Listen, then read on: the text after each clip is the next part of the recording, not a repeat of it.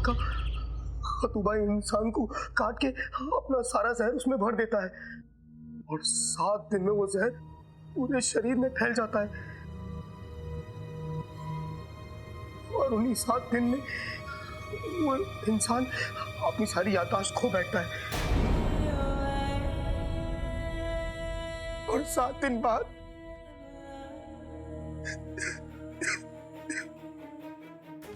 7 दिन बाद क्या जिनू? बोलो जिनू, 7 दिन बाद क्या होता है? जिंदा लाश जैसा बन जाता है।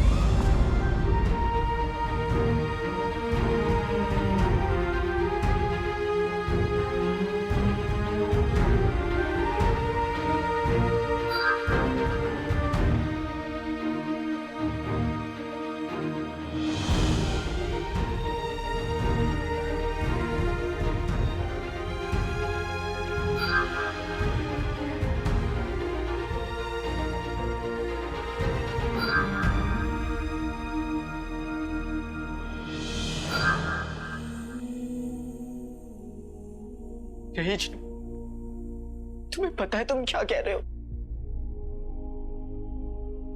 मेरी अम्मी मुझे भूल जाएंगी। शहर तो क्या, खुदा भी मुझसे मेरी अम्मी नहीं छीन सकता।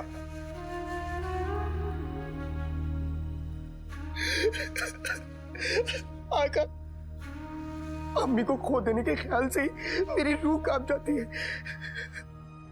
इस वक्त हम दोनों को एक दूसरे को संभालना होगा और अम्मी का ख्याल रखना होगा।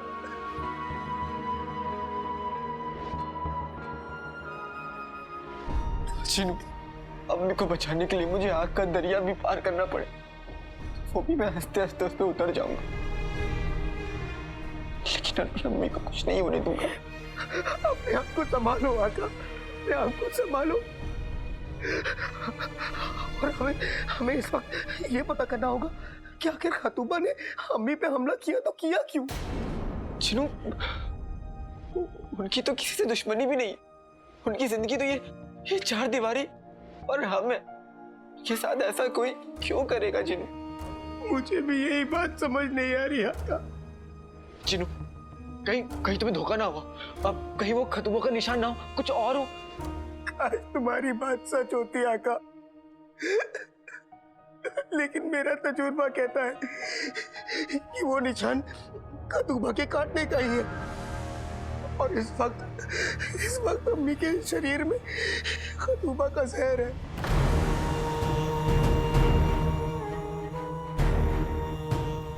आका, हमें बस ये पता करना होगा कि खतूबा ने अम्मी को कब काटा और अब हमारे पास कितना वक्त बचा है। अम्मी, अम्मी, अम्मी, अम्मी। जिनू, हम जब फरीद बाबा की दरगाह गए थे, वहीं पे अम्मी पहली बार बेहोश हुई थी और तब से उनकी तबीयत भी ठीक नहीं है। मतलब खतूबा ने अम्मी को आज से 4 दिन पहले काटा है?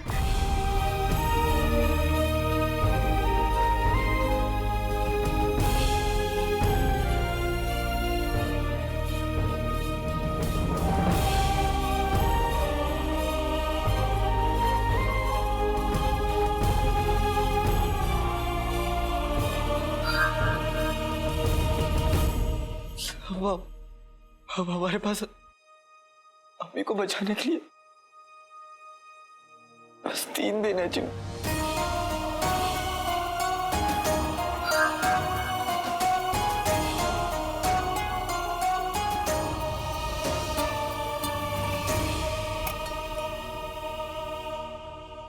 तुम्हें लगा था तुम हमारा खेल बिगाड़ दोगे।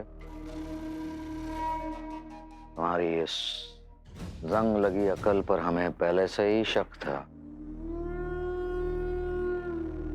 इसलिए हमने अपने आदमियों को कहकर तुम पर नजर रखवाई और सही वक्त पर हमारी जबान बंद कर दी, वरना आज हमारा खेल बिगड़ ही चुका होता। हमें तो ये समझ में नहीं आ रहा है कि तुम्हारी हिम्मत कैसे हुई मुझ का नाम लेने की।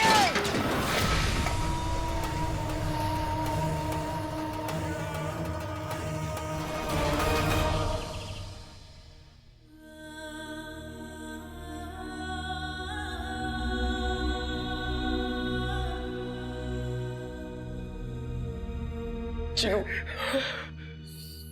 मैं जमीन आसमान एक कर दूंगा, लेकिन अपनी अम्मी को बचा के रहूंगा।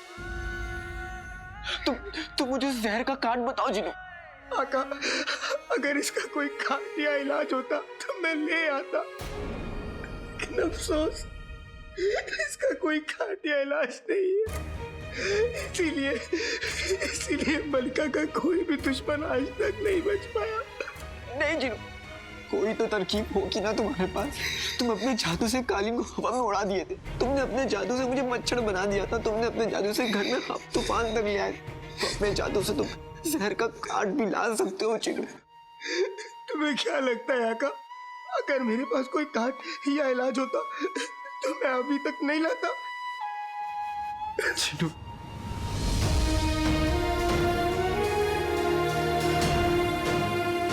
चिनू तुम जो कहोगे मैं वो करूंगा। जिंदगी भर तुम्हारा गुलाम बनकर रहूंगा जिनू। मैं तुम पर कभी नहीं चिल्लाऊंगा जिनू। मेरी अम्मी को बचा लो जिनू। आका, उनके बिना मेरी जिंदगी की भी काम की नहीं है जी। अगर उन्हें कुछ हो गया तो मैं नहीं जी पाऊंगा जी। तुम मेरी जान ले लो चाहे, लेकिन मेरी अम्मी को बचा लो। मेरी अम्मी को बचा। आका, मैं भी तुम्हारे और अम्मी के बिना नहीं रह सकता। तुम तो अम्मी के लिए अपनी जान दे सकते हो, लेकिन मैं तो एक जिन हूं। मैं चाह के भी अम्मी के लिए अपनी जान नहीं दे सकता।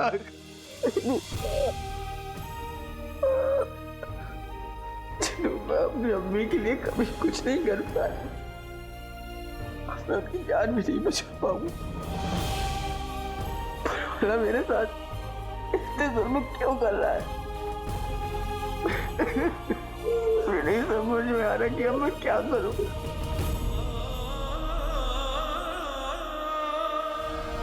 आहा, जिंदगी का लुत्फ आ गया। मेरा गुल्लू महल पहुंच गया। अब वो शहजादी यास्मीन से निकाह कर लेगा, फिर वो बगदाद का शहजादा बन जाएगा और मैं बगदाद की मलिका। महल में बैठे बैठे नाज़नीन ऐश करेगी और 10 गुलाम उसके पैर दबाएंगे। बेगम, मैं भी तुम्हारे पास बैठा हूँगा। खूबसूरत कमसिन हसीनाएं पंखा झल रही होंगी। तुम मेरे बगल में बैठे तो होगे, पर कोई खूबसूरत कमसिन हसीना तुम्हें पंखा नहीं झल रही होगी। पूछो क्यों? क्यों? वो यूं कि उन 10 गुलामों में अव्वल तो तुम ही होगे ना। पैर दबाओ। कसम सोने की अशरफियों की, देख लेना। नाज़नीन की जबान है, गुल्लू शहजादी से निकाह करेगा जरूर। बेगम, आज तक तुमने बावर्ची खाने में पैर नहीं रखा, पर ख्याली पुलाव बहुत अच्छे बनाती हो। इंसान की शक्ल मनहूस हो, उसे बातें तो अच्छी कर लेनी चाहिए। चुपचाप पैर दबाओ, वरना। ठीक है। तुम देखना, मेरा गुल्लू बहुत जल्द महल से आएगा और महल से आके अपनी अम्मी को पुकारेगा। अरे गधे को भगा।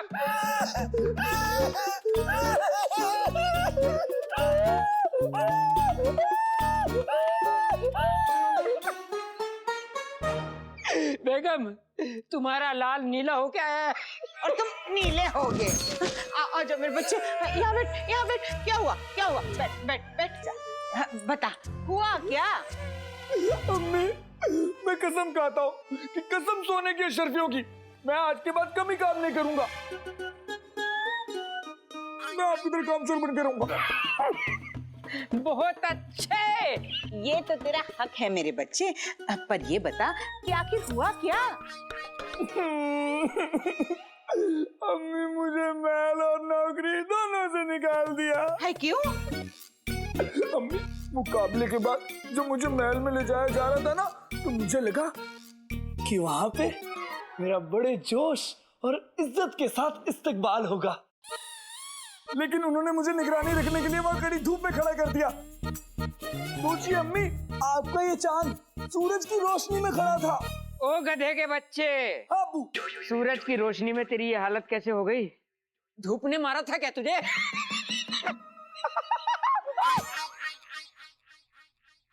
अम्मी धूप में मुझसे खड़ा नहीं हुआ जा रहा था और इसलिए मैं वहां बड़े सिपाही जी के पास गया और मैंने उनसे कहा कि इस धूप में मेरा ये हंसी हुस्न पिघल जाएगा। फिर क्या हुआ? फिर पता क्या हुआ अम्मी? फिर उन्होंने जो मेरे कान में फूल झाड़े हैं मैं किसी को नहीं बता सकता। अरे आग लगे उसे, नाज़नीन उसे हाय देती है हाय। आगे क्या हुआ बता? फिर मुझे भी गुस्सा आ गया और मैंने भी उनसे कह दिया कि मैं इस बगदाद का होने वाला दामाद हूँ। शाबाश। मैं ये सब करने नहीं आया, मैं तो शहजादी का शोहर बनने आया हूँ। हाय मेरा बच्चा। फिर आगे क्या हुआ ये बता? फिर पता क्या हुआ अम्मी? फिर ये सुनते ही उन्होंने मुझे इतना मारा अम्मी, बहुत मारा कि किसी का दामाद बनने लायक न छोड़ा। बेगम, इस सांड से अच्छा तो तुम 2-4 अंडे दे देती तो वो किसी काम तो आते। चुप करो। तुम्हारे सड़े हुए अंडे जैसी शक्ल देखी है? बड़े आए बात करने वाले, खुद जैसे महल के सूबेदार हो। कब्रिस्तान में कोई घास काटने की नौकरी नहीं देगा तुम्हें। मेरे बच्चे को बोल रहे हो? गुल्लू, तू फिक्र मत कर, तेरी अम्मी है ना, मैं तुझे फिर से उस महल में नौकरी दिलवा कर रहूंगी। चाहे इसके लिए मुझे अपने अक्कू सूबेदार अकबर से बात ही क्यों ना करनी पड़े। बहुत अच्छे, सूबेदार अकबर से तो बात करनी पड़ेगी। हाँ क्या बेगम, अगर तुमने मेरे सामने सूबेदार अकबर का नाम भी लिया तो मेरा मुंह देखोगी। अब्बू, आपको देखकर ऐसा लग रहा है जैसे किसी ने गुब्बारे की हवा निकाल दी हो। बस कर चो, मरा हुआ मुंह। 25 साल से ये मरी हुई शक्ल ही तो देख रही हूँ। पिलपिली, ऐसे लगता है जैसे किसी हाथी ने पपीते पे पैर रख दिया हो। कसम सोने की अशरफियों की। गुल्लू, तेरी अम्मी तुझे महल में नौकरी दिलवा कर रहेगी। अगर शहजादी यास्मीन से तेरा निकाह हो गया तो तू बनेगा बगदाद का शहजादा और खजाने की सारी अशरफियां होंगी नाज़नीन की। ओए ओए ओए ओए ओए।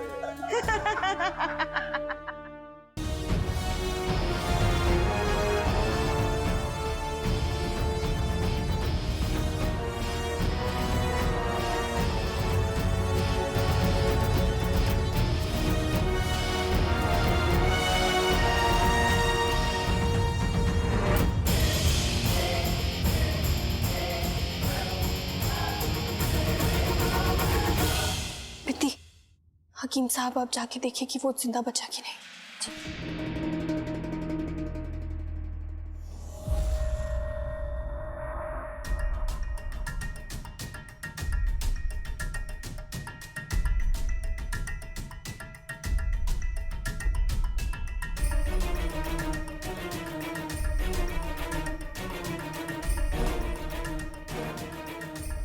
हमने उस बहरूपीय बादशाह को कूदने से रोकने की बहुत कोशिश की। न जाने उस मुच्छड़ का ऐसा क्या खौफ छाया था उसके दिमाग पर कि वो जिंदा ही नहीं रहना चाह रहा था। आप कुछ और कह रहे हैं और आपकी जख्म कुछ और।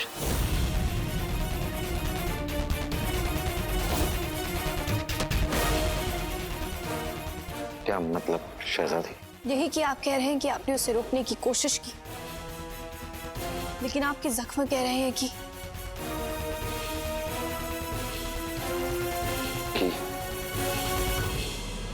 आपने ये कोशिश बहुत बहादुरी से की।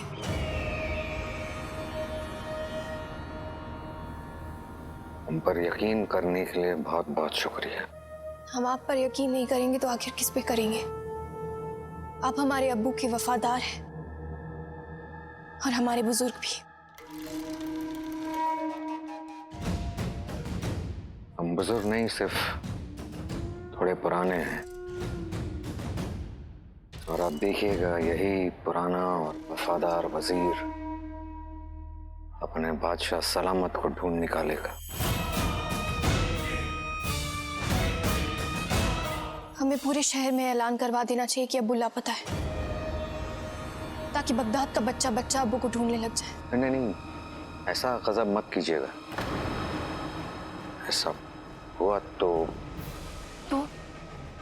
बादशाह बादशाह सलामत मिल जाएंगे और ये हम होने नहीं देंगे। आवाम को अगर पता चला कि बादशाह सलामत खैरियत से नहीं है तो अफरा तफरी सी मच जाएगी, और ख़ास तौर पे बेगम साहिबा। हमें बेगम साहिबा को इस खबर से दूर रखना है। बादशाह सलामत को आवाम नहीं, हमारे जासूस ढूंढेंगे। आप सही कह रहे हैं वजीर आला।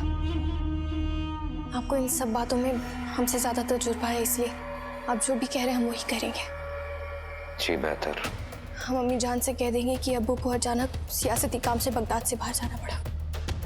लेकिन वजीर आला एक और बात है, हम उस दिन जब खैरात बांटने गए थे तो हमने एक ऐसे शख्स को देखा जो हूबहू हमारे अब्बू जैसा दिखता है।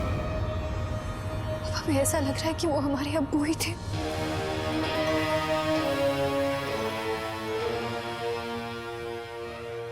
आपको पूरा यकीन?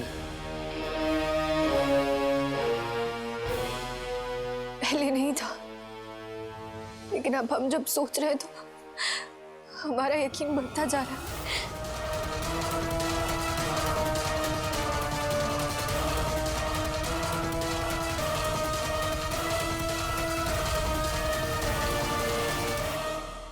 आप बेफिक्र रहिए शहजादी। बादशाह सलामत को ढूंढने के लिए जितने हम बेकरार हैं, शायद ही पूरे बगदाद में कोई हो। शुक्रिया वजीर आला। शहजादी ने किस बादशाह को देख लिया, हमें अपनी तसल्ली के लिए जाकर बादशाह शाहनवाज को देख लेना चाहिए।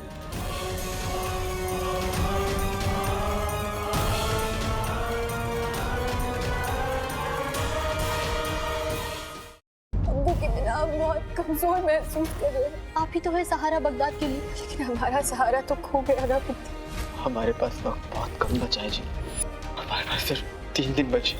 हम ऐसे हाथ पे हाथ रख कर नहीं बैठ सकते। हम अब्बू की तलाश में शहर के बाहर जाएंगे और अब्बू को अपने साथ वापस लेकर आएंगे।